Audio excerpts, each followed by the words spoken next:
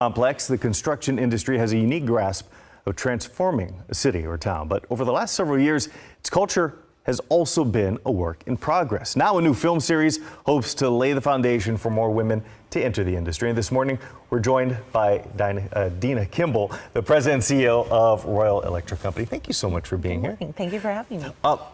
Let's start off with this. You have a little bit of a personal experience seeing firsthand some of the barriers that women face in this industry.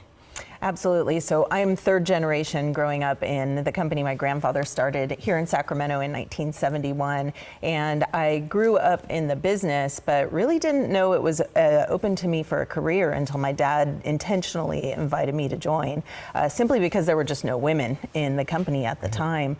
And so growing up as a young project engineer after graduating college, there were a lot of people willing to mentor me and help me. And yet, as I got into leadership and I had different ideas about what we needed to do as a company, that's when I really started to feel the typical imposter syndrome and things like that.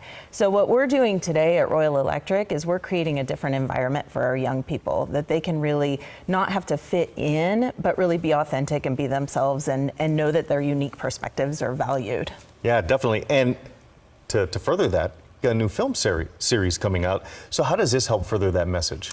We're very excited. So our docuseries, Breaking Barriers, Women at Work, was created by A Greener Tomorrow and the founder Jennifer Todd, who's also a female leader in the construction industry. And Jennifer's vision is that as we tell stories of women in our industry, we'll encourage a future generation of women to join construction and stay and thrive, and just really show representation and the impact that female leaders have in the construction industry. Could you imagine if you would have had a film series like this some odd years ago when you first started out? How big of an impact would that have made for you?